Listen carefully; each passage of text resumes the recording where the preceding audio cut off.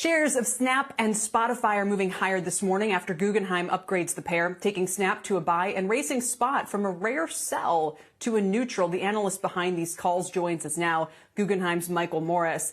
Michael, it's great to have you here. And the rationale for this call is interesting to me because I have to say it reads a little bit like, you know, valuations of all software companies are high, so these companies should be high too. Explain to us what's going on here.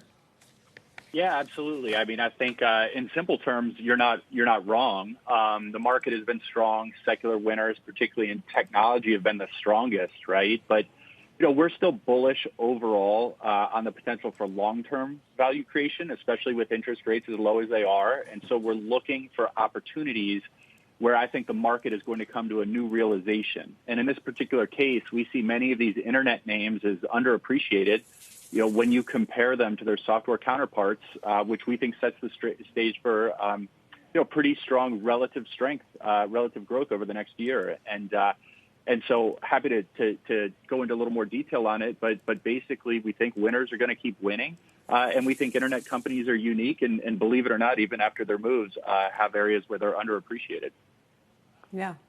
So let's talk about Spotify for a moment, because of the pair, you're relatively more cautious on that. And until this upgrade, you had a sell rating on it. And here's something that I've been wondering about, you know, people have raised.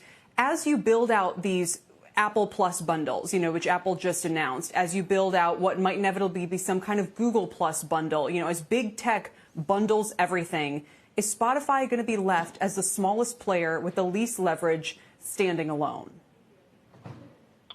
Sure. It's a fair question and something I think investors struggle with pretty consistently, right? We have a number of just behemoths in the industry, and I think people say, well, why won't large company X just sort of kill relatively smaller company Y? And what we find and what we see pretty consistently is that despite that narrative, businesses that with excellent products, excellent talent, excellent business models are able to compete specifically in a single field and really, if not dominate, at least carve out very attractive positions for themselves. Spotify definitely represents this. It's a company that's been pretty singularly focused on being excellent in delivering audio content to its consumers. I would argue it has a best-in-class interface.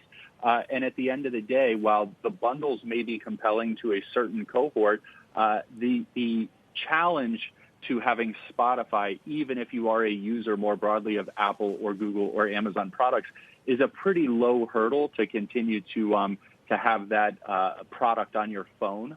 And so I think that Spotify is decently positioned to continue to be a best-in-class player despite some intensifying competition. Michael, somewhat similar question about Snap. One of the reasons that some of the big software companies get those valuations is there are these massive ubiquitous platforms. It seems as if their addressable markets are huge and growing. Whereas Snap, you know, is it also just kind of a little sibling type player here in a market, by the way, where TikTok could go from 0 to 100 million in just a few years?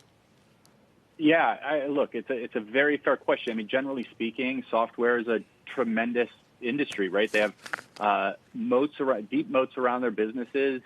They have unique ideas. They have talented teams, high degrees of recurring revenue. I mean, we understand what the enthusiasm is. And when you look at these internet companies, I think, and you asked about Snap particularly, but I think across the space that they're competing with software companies for equally talented team members. They have significant R&D investments in functions like machine learning and augmented reality and commerce. And Snap in particular is one of these businesses, right? They've developed an app that is effectively communications and entertainment software for consumers instead of enterprises. But the network effect makes it a very sticky product.